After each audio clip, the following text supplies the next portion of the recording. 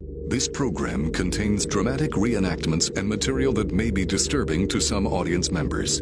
Viewer discretion is advised. It's April 1994. A FedEx cargo plane is on its way to California. It's a perfect day for flying. Altimeters? 9s and 2s here. But behind the cockpit, in the galley area, a disaster is about to unfold. The pilots of FedEx Flight 705 are seconds away from an unprecedented situation. God almighty.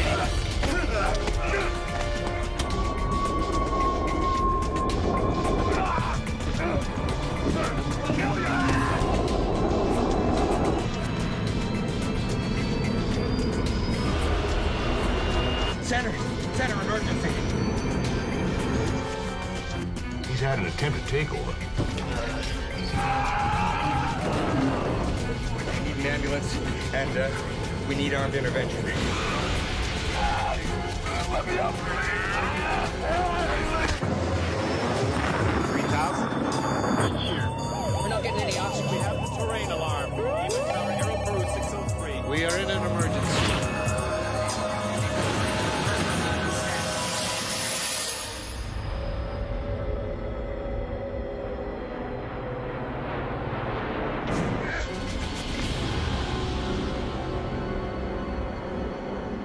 April the 7th, 1994. Worldwide headquarters of Federal Express in Memphis, Tennessee. Servicing 171 countries, the company delivers over 2 million packages per day and works to a tight schedule. Flying conditions are perfect at the Memphis airport. FedEx Flight 705 to San Jose, California is preparing to depart with a 3-man crew. Has the afternoon flight to San Jose got any jump seaters on it? None at all? 42-year-old Auburn Calloway is a flight engineer. He hopes to hitch a ride on Flight 705 for pressing personal reasons. Thanks. Employees have the privilege of free rides. They're known as jump seaters. 39-year-old flight engineer Andy Peterson is the first of the flight crew to arrive on the plane. Andy Peterson. Auburn Calloway. He's surprised to find Auburn Calloway on board. My first thought was, well, scheduling has also called someone else out for the flight, and now we've got 2 engineers. So I said hey to him and then asked him if he was going to be riding out to San Jose with us, and he said he was, that he was going to ride the jump seat out. Peterson, a 5-year flyer with FedEx, finds something unusual during his pre-flight check. The breaker switch of the cockpit voice recorder, or CVR, is in the off position. Puzzled, Peterson resets it. The CVR records all in-flight voice communications. It's a crucial tool for investigating air disasters. No large commercial airliner is allowed to fly without one. The cockpit voice circuit breaker, it had popped out, which means the power's off to the cockpit voice recorder. So I'd never seen that before, and I thought, well, that's kind of weird. 49-year-old pilot David Sanders and 42-year-old co-pilot James Tucker are next to board and prepare for departure. Calloway. Mind if I hop around with you guys, California? No, not at all. I don't see any problems today. Everything looks good. You play the guitar? I play at it. He was very cool, calm, collected, nothing indicating anything was amiss. Actually, noticing there was a guitar case off to the right in front of the 9G net. But I couldn't wait to get in the cockpit and start going through cockpit checks because we had a lot to do. But something was amiss. They didn't know it, but Calloway had originally been scheduled to be the flight engineer on this flight. However, he and his crew had exceeded their flying hours by just 1 minute the previous day, so they'd been replaced. But Calloway was determined to make Flight 705 no matter what. I think she'll fly. Oh, nuts and bolts around? Yeah. When I came back out on the airplane and went back up to the cockpit, I noticed that circuit breaker had popped out again. So I reset it and decided that I would see if it would stay in. Instead of calling maintenance at that time, that I'd just wait and see if it popped back out, that I would call maintenance, because that is a no-go item.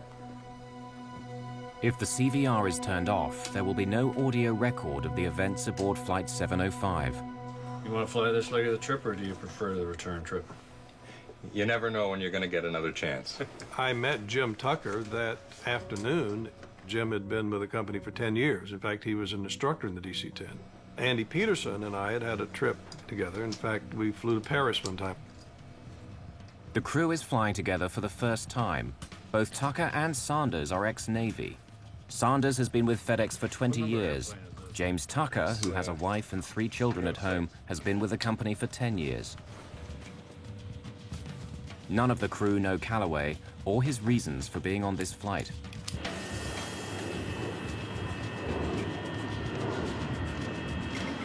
Express 705, heavy runway 27, clear for takeoff. Express 705 cleared for takeoff. Lights if you want them.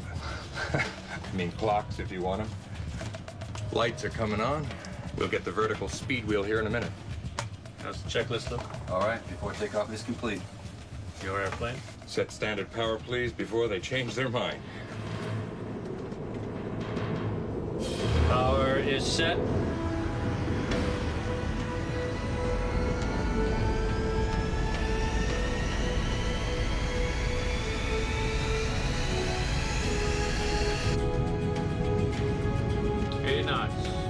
Head checks. V1, rotate.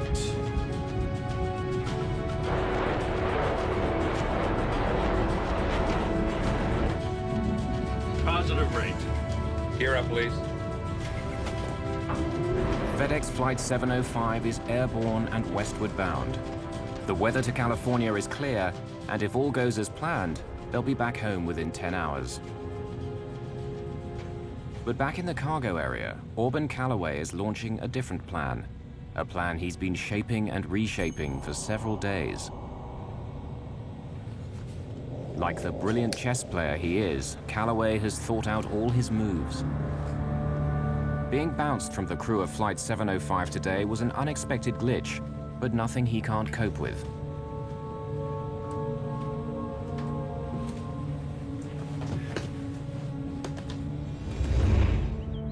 At his home that morning, Calloway already had to make a small adjustment to his plans.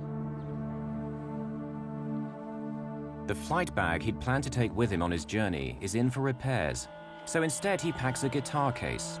As a company employee, he's unlikely to be searched, and a guitar case seems innocent enough.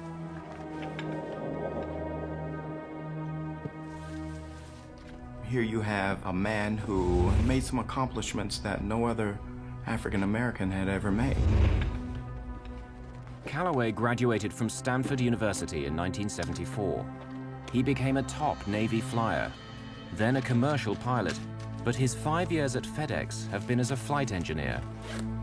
He was highly intelligent, a driven person to accomplish goals, and had before him an opportunity of a tremendously positive career. He was married and had children and family, and it just seemed as though he was almost part of the true American dream, just about the American family. Before leaving for the airport, Calloway put some important documents on his bed. Among them, his last will and testament.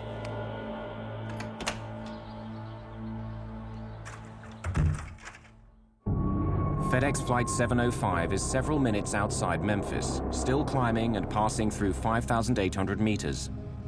Jim Tucker is hand-flying the airplane, using control wheel steering mode and enjoying the clear afternoon skies. A couple of meters away sits Auburn Calloway. Behind him lie frustrated expectations of a brilliant career and a marriage that ended in tears. 2 minutes? 9s and 2s here. After takeoff is complete. Calloway has a terrifying plan. His guitar case is packed with several hammers and a spear gun. Out of sight of the crew, he gets his weapons ready.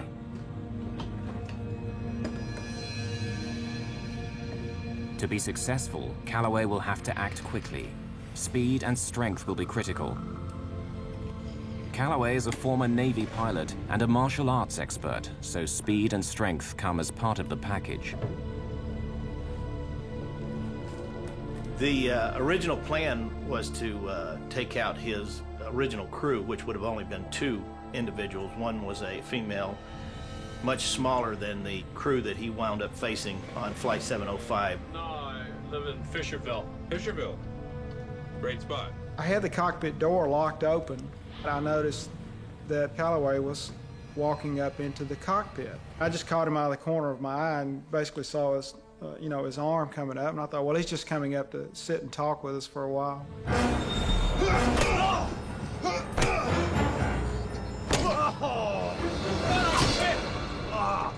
Excruciating pain, blinding pain.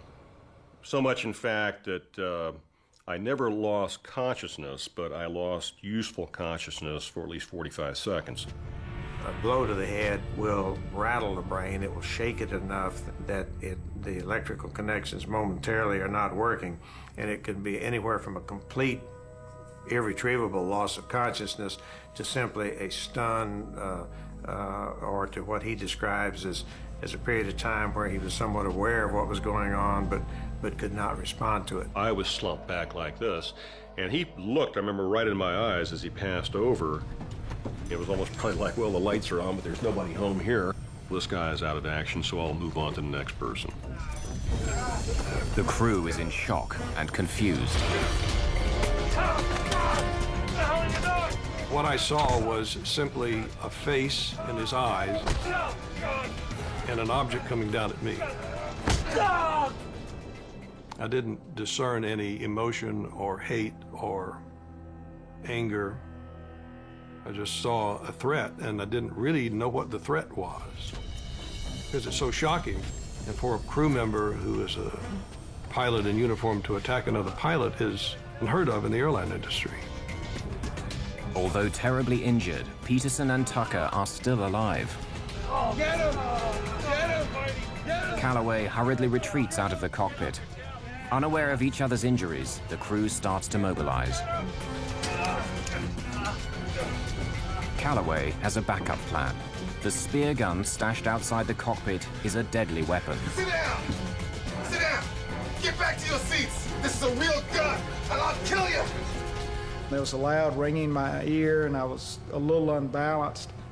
But I saw this spear gun, and I thought, well, the only thing I can do is try to grab it. So I grabbed the spear. It sticks out of the spear gun about, 4 inches or so. So I grabbed it right behind the barbs and tried to hang on to it real tight. Tucker does something that Calloway is not expecting. He pulls back the yoke and puts the plane into a sudden 15-degree climb.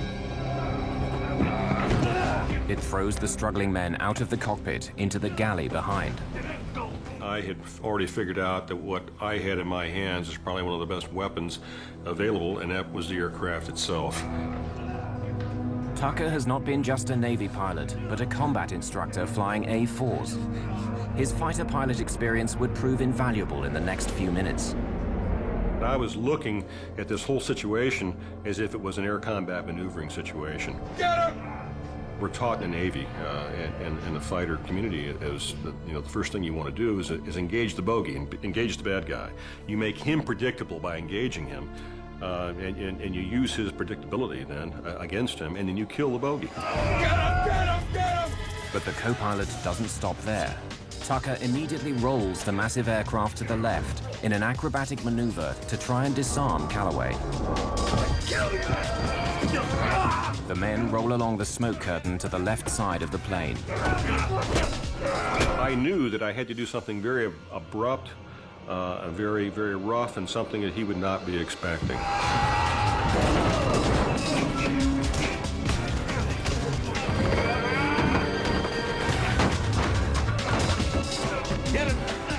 Tucker has no idea whether rolling the plane is helping Sanders and Peterson as they try to restrain Calloway. The fight continues with the men pinned to the left side of the plane. The crew members are rapidly losing blood and strength. Tucker continues to execute the roll, all the while trying to maintain a visual reference outside the captain's window. Get him, Andy. I got the airplane. past, so you roll the airplane over on its back and pull through completely in the vertical. But at this particular point, you know, if I'd rolled the airplane over on its back, I wouldn't really be able to see what I was doing. This is not a bubble canopy that you have over the top. You're actually looking out. It's got expansive windows, but nonetheless, you roll this airplane over on its back, you can't really see that much of what you're doing. So I rolled it to about 140 degrees where I could still see out over the side as the airplane's nose was starting to come through. Tucker rolls the 250,000-kilogram DC-10 to 140 degrees, almost on its back. Commercial aircraft are never meant to roll more than 60 degrees. The men continue their fight on the ceiling of the aircraft. Calloway wrenches the hammer in his hand free and hits Sanders in the head. Tucker decides to pull back on the yoke and put the plane into a steep dive, a risky but cunning move.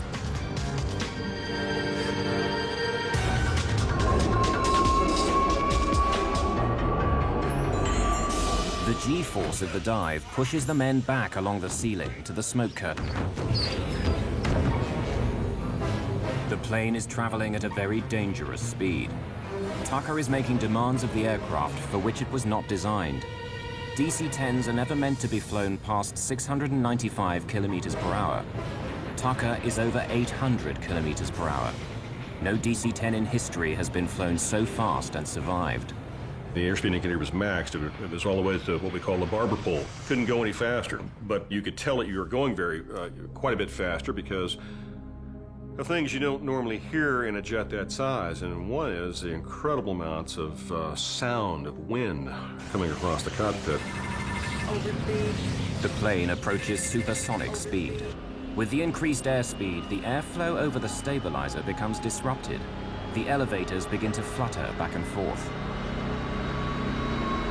If the flutter becomes more pronounced, they may become inoperable, and Tucker will no longer have the means to pull the plane out of the dive. If I didn't pull out soon, the airplane was probably going to come apart because I was getting into a phenomenon known as Mach tuck, where the airplane is pitching over because the airspeed is increasing so much.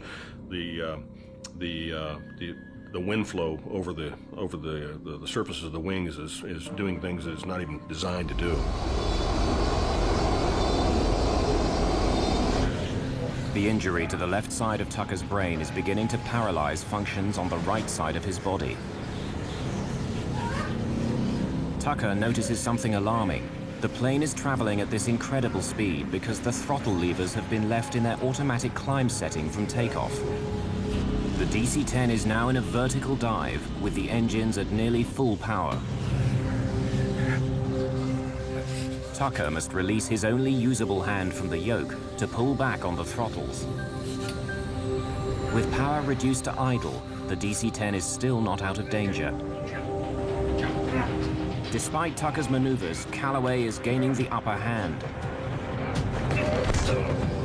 Calloway hit me with the third blow, which was in the top of my head, nearly rendered me unconscious.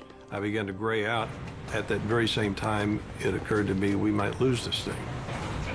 As Tucker starts to pull the plane carefully out of the dive, the elevator flutter increases.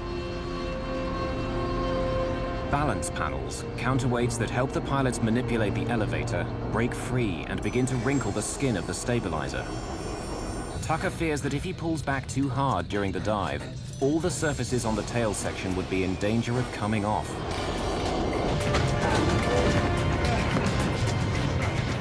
Sanders' strength is nearly spent, and Peterson's head is bleeding profusely from his ruptured temporal artery.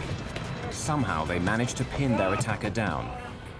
The G-forces began to be reduced as he began to level off from pulling out of the dive.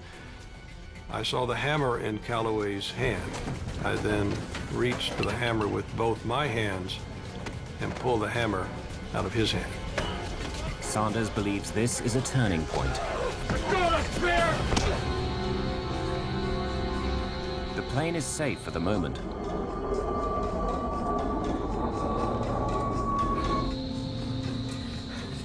About a minute after the attack begins, Tucker finally has a chance to radio Memphis. Center emergency.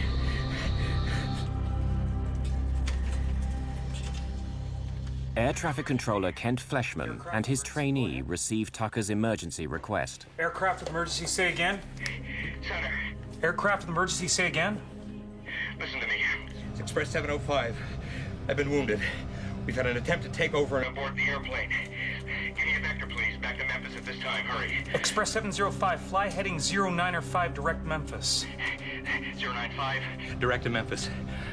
Get me an ambulance and alert the airport facility. Hey, Memphis, you still with me? Affirmative 705, descend and maintain 10,000. Fleshman takes action in case the hijacker has a gun. If he can get the plane below 3,000 meters, a bullet hole in the fuselage will not cause explosive decompression. Tucker hears the fight increase in the galley. Again, he uses his only weapon, the aircraft. The maneuver throws the men onto the side of the plane. Let go of the spear! Look, just keep talking to me, okay? Express 705, affirmative. If you need an ambulance, stand by and we'll get that for you. Yeah, we need an ambulance, and, We need armed intervention as well. Make sure and notify the SWAT team he's asking for armed intervention. Fleshman recognizes the term armed intervention as the most serious request from a pilot. It means they want armed officials to storm the plane upon landing. Memphis approach has to be alerted. We have an emergency, Express 705. He's had an attempted takeover on the aircraft. He's had an attempted takeover. Okay. Radar contact, put him on 119.1. Paul Candelino, a 44-year-old veteran controller, now spots Flight 705 on his radar screen. But something's wrong. The plane is heading away from the airport. It looks like the hijacker has seized the plane. The crew of FedEx Flight 705 has been attacked by a co-worker and have declared an emergency. Intervention. Air traffic control watches helplessly as they fly away from the airport, while the fight for control of the plane continues. Co-pilot James Tucker is pushing the DC-10, his best weapon, to its limits. He now throws the wheel round, flipping the massive plane in the opposite direction. Tucker, drawing on his military experience, reverses the role, keeping his maneuvers unpredictable. Here I am, all alone in the cockpit. The fight is still going on in the back. I don't know who's winning, I don't know who's losing. And that was about the only time I really had time to be frightened. And it was a very horrifying situation at that point, thinking that quite possibly Auburn was winning. 3.5 minutes after the attack, though pinned and injured, Auburn Calloway will not relinquish the spear. The anger was coming in then, and so when I hit him, it was with the intent to disable him and eliminate his ability to fight. Not kill, but to injure him sufficiently that he could fight no more. So when I swung the hammer, it was with all the strength that I had. Sanders and Peterson momentarily subdue Calloway. Put it on autopilot to get back here. The captain's yelling at Tucker to come and help, but he's the one flying the plane. Express 705. Contact Memphis approach on 119.1. They are aware of your emergency. Jim, quick, Jim. Request a single frequency approach. Single frequency approach, Roger. We'll pass that along. 119.1. Put it on autopilot. Come on, Jim, quick. Get back here. But you have to understand that that's probably the strangest request that I've ever had, come my way, because here I am, the only one up front in the cockpit now, and for me to go ahead and get up and go to the back means I've got to, first of all, stand up, which I didn't know until the particular time I tried to stand up. It was very, very difficult to do so. Jim Tucker, with a fractured skull and only one side of his body functioning, puts the plane on autopilot and struggles out of his seat to help. Hey, wait a minute, I'm coming. But the plane's gyros haven't stabilized sufficiently for the autopilot to take over. Okay. Now, no one's flying the plane. 705 Heavy, how do you hear? Paul Candelino tries to establish radio contact with Flight 705, but there's no response.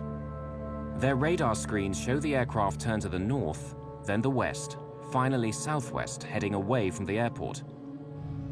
There's only an eerie silence. Anything could be happening on board the plane. As I stepped into the forward cargo area, I was absolutely amazed at what I was seeing. All three of the individuals are completely covered with blood. Auburn Calloway on his back. There are papers everywhere in the back. You can see where the jump seats, which is just a normal commercial airline seat, has had the covers torn off. There's bloody footprints on the top of the ceiling.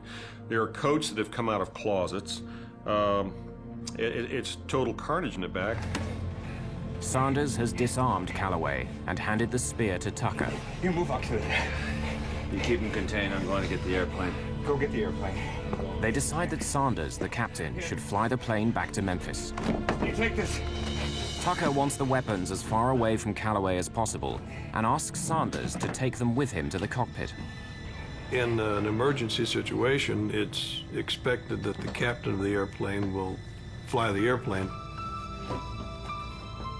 I was in somewhat of a daze because of the fight. I wasn't sure of the direction of the airplane. I wasn't sure of the condition of the airplane, but it appeared to be flying okay. I was bleeding excessively from the top of my head. I couldn't see out of my left eye. I thought the fight was over. I mean, I had hit Calloway 4 times in the head with a 20-ounce framing hammer as hard as I could swing it. He had stopped fighting, and he was bleeding, and he looked like he was severely injured. Tucker can't tell anymore whether his hand is gripping the spear. The blows to his head have caused a blood clot on his brain and have damaged his sense of touch. Let me up! Let me up! I won't fight anymore, please! I can't breathe! Though several gashes have been opened in his skull, Auburn Calloway cannot be trusted. Both pilots know their strength is quickly running out. I can't breathe!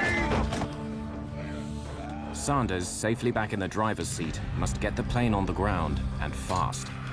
Memphis, can you hear me? Is this Express 705 Heavy? 705 Heavy, yes. Express 705 Heavy, Memphis. Roger, I do hear you.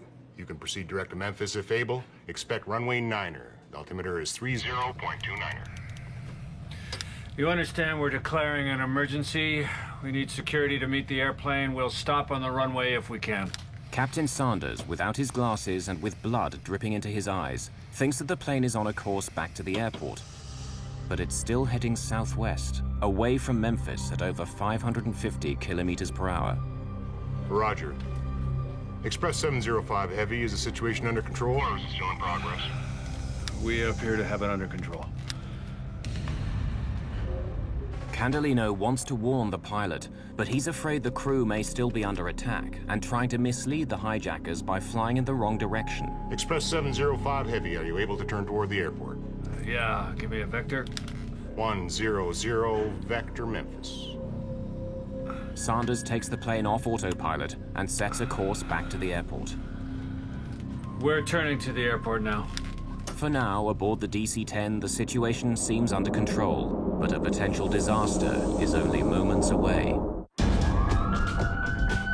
At the Memphis airport, emergency personnel begin to move into position. We need security to meet the airplane. We'll stop on the runway if we can. A FedEx cargo plane is about to land after a would-be hijacker tried to seize control. All members of the crew are badly injured. Paramedic David Teague is one of the first to get the call.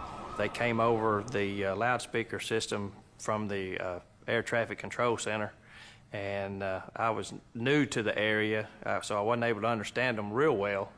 But I got the words hijacking and some other stuff, and was advised that there had been a hijacking on an airplane, and then dispatched us out to the runway where the plane was going to be landed. The airplane is heading for the safety of Memphis Airport, but that in itself presents another scary possibility. The aircraft is more than 16,000 kilos over the recommended landing weight, with more than 38,000 kilos of fuel still in its tanks. In most emergency landing situations, there's time and opportunity to dump any excess fuel. But Sanders knows the switches and levers are too far away to access safely. You'd have to get up and go back to the engineer's panel where the fuel dumping switches are and set up the engineer's fuel panel to dump fuel.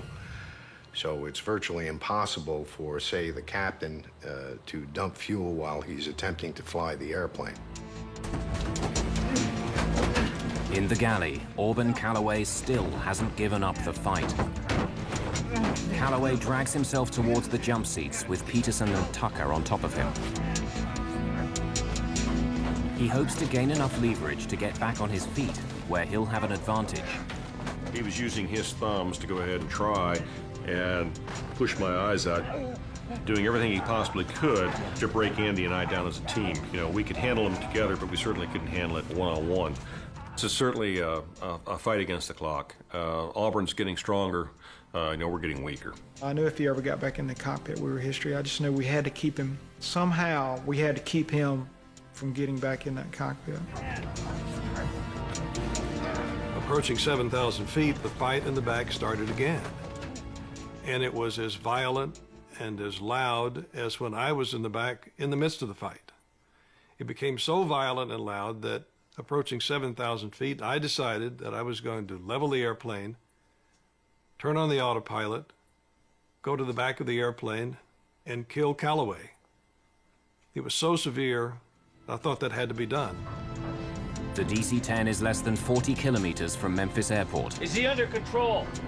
I don't know. The sound of the struggle worries Sanders. He decides this has to end. I released the seatbelt, climbed out of my seat, headed to the back of the airplane, and Jim Tucker said to me, "David, I think we have him under control now." I said, "Are you sure?" Yeah, he is. He said, "I think we have him under control." I went back to the seat, climbed into the left seat of the airplane, continued the descent on down toward the airport. Express 705 Heavy, verify the situation is still under control? Yeah, it's sort of under control. Wind is 03015, cleared to land runway 9er.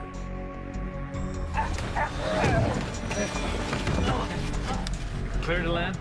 Now Sanders faces yet another possible disaster.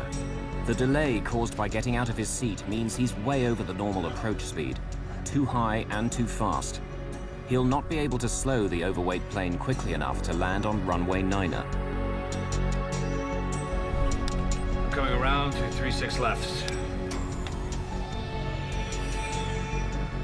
Runway 36 left is longer at 2,800 meters, but it's perpendicular to his flight path. To land there, he needs to make a series of turns, reasonable maneuvers for a fighter jet or a crop duster, but for an overloaded DC-10 with an injured pilot, nearly impossible. First, he must turn 90 degrees to the right, fly parallel to the runway, and then execute a tight 180-degree turn. Okay, Express 705 Heavy, runway 36 left, cleared to land. Cleared visual approach 36 left. Wind is 050 at 8. Sanders must ignore the computer warnings and push the plane beyond normal operating limits. The plane is nearly on its side. All of a sudden, he just turned it up on its wingtip, looked like a fighter jet, and put it in a real tight turn, and then disappeared down behind the terminal. When he got down low enough, we couldn't see him. And at first, I thought he might have crashed because there was some construction going on the airport at that time, and there was some smoke coming up south of the terminal, kind of where we were going. A hammer is lying in the galley. The men struggle to reach it. This could be Calloway's last chance to gain control. Sanders has turned 90 degrees to the south, flying the downwind leg parallel to runway 36 left. The airplane was probably at about 300 feet above the ground at that time. The throttles are at idle. They've been at idle since I left 7,000 feet.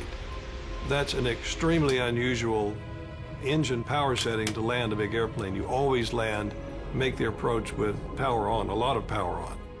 In this case, it was at idle because I wanted the airplane to slow down so that we would not exceed the limits of the landing gear and the flaps, so that we would touch down at or below 195 knots. With flaps extended and landing gear down, Sanders is still coming in too fast, and he's being bombarded by computerized auto-warning alarms. The runway is 2,800 meters long. A normal DC-10 needs only 1,900 meters to stop, but Flight 705 is too heavy. Even this runway may not be long enough.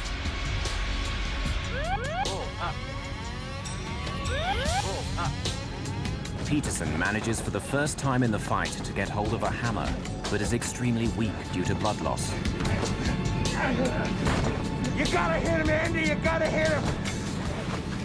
I was almost like pleading with him, and I told him, I said, Andy, you know, you gotta hit him. You know, he's about ready to, to take us down. And I guess I gave him kind of a blank stare of, what are you talking about? And he looked at me real stern, like a father would look at his son, saying, you've got to do this. And he said, hit him.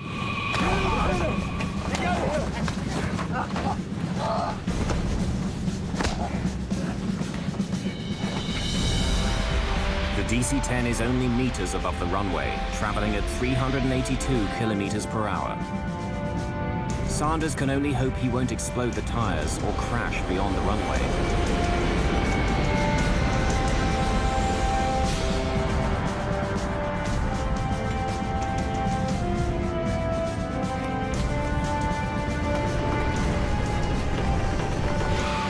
Luckily, all 10 tires withstand the landing impact. Captain David Sanders has landed the plane with only 300 meters of runway to spare. The crew of Flight 705 is safely on the ground, but not out of danger.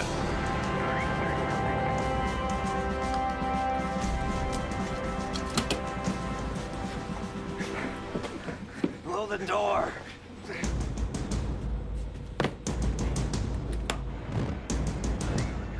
The chute is covered with kind of a talcum powder, so it won't stick when it needs to be deployed, but it made it slick trying to go up. The police and firemen tried to climb up the slide. One fireman made it almost all the way to the top, and I leaned out the door of the airplane and pulled him on board. Who's the bad guy? That's the attacker. There was blood all over the floor, all over the ceiling. The seats in the little area were just covered with blood. You got any handcuffs? If not, you better get some, because that son of a bitch is still dangerous. I need handcuffs. Can you throw me some handcuffs? Teague is thrown a pair of handcuffs.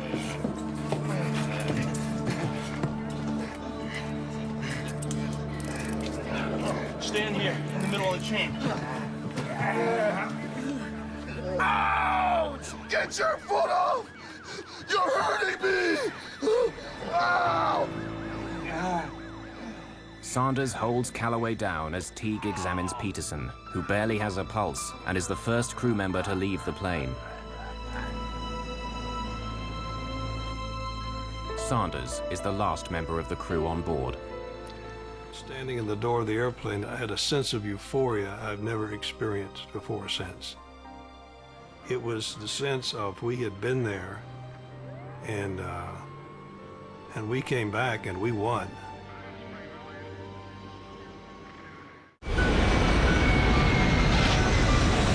Due to the strength and courage of its crew, a FedEx DC-10 has safely landed back home.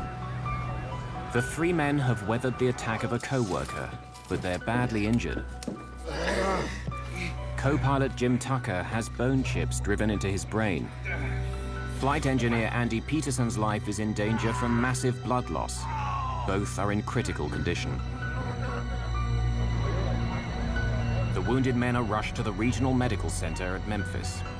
The pilot, Dave Sanders, shares an ambulance with Tucker. It's only during this ride that he realizes the extent and severity of his co-pilot's injuries. Tucker is taken to emergency by stretcher. Sanders is helped, but can walk.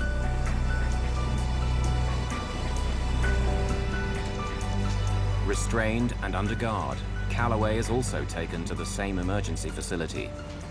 But the important question still remains: why did Auburn Calloway attack the crew of Flight 705? The full story is beginning to unfold. Divorced in 1990, Auburn Calloway still tries to support his ex-wife and their 2 children, and wants to secure their financial future. He was very interested in the welfare of his children, very interested that they not live the kind of childhood he had lived.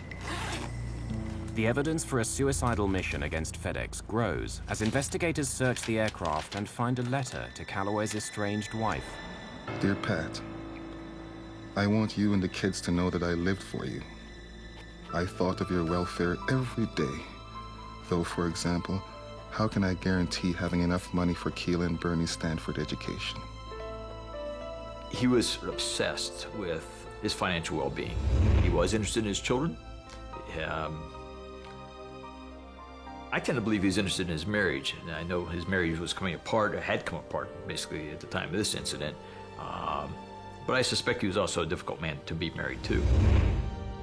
By April the 7th, 1994, Calloway may be thinking his career is over. Life had been one disappointment after another. The failed marriage, the kids he can't afford to send to university, the brilliant pilot who ends up as an engineer on a cargo plane.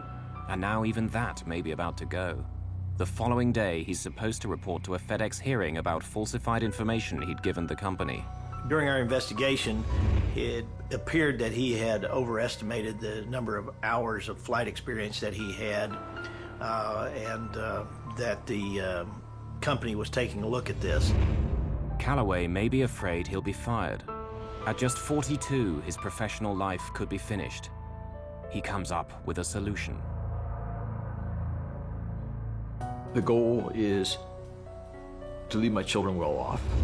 The goal is to escape, I guess, the pain of this life. I can't continue to participate in this life and still leave them well off because I'm fixing to lose my career. And I won't have the ability to provide for them like I'd like to.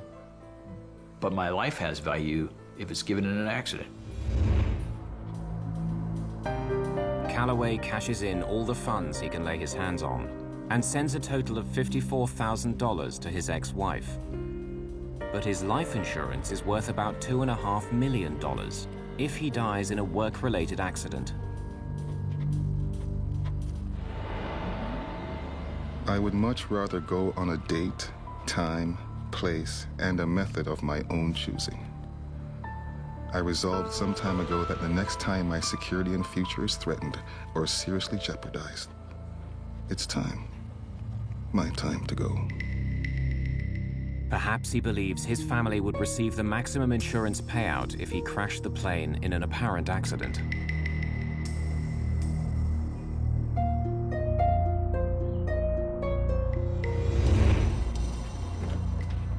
If this was Calloway's idea, he was planning it perfectly. He was armed with unusual weapons for a hijacking, hammers and a spear gun. After injuring the crew, he could take control of the plane. A bomb or gun could leave traces at the scene of a crash, but if investigators found a spear gun or hammers, it would be very difficult to tie them to an attack on the crew. I believe it would have been impossible to tell the difference in the type of injuries that a hammer would have made with the type of injuries that you might sustain in a large crash. Auburn had spent the week leading up to this incident preparing to die and basically get his affairs in order. Calloway even goes to a lawyer to change his will before boarding the FedEx flight. He left his will and testament on his bed so that it would be easily found. For any crash to look like an accident, there is a key obstacle: the plane's cockpit voice recorder. Switching off the CVR's power would disable any recording. I think she'll fly. As long as all the nuts and bolts are there. Yeah. If Peterson in his pre-flight inspection discovers the thrown switch, it would be a setback. But Calloway would know he simply has to fly the airplane for half an hour. That's the length of the tape's recording time. After 30 minutes, any incriminating recording would be gone forever. And I think he was going to do something very, very horrible with it. Something along the lines of what we've seen on 9/11. Had Calloway been able to seize control of the plane, he could have crashed the DC-10 with over 38,000 kilos of fuel aboard into any site, including the FedEx headquarters, the hub, crippling his employer and killing a large number of workers on the ground. It would have been the ultimate revenge for perceived injustices by the company.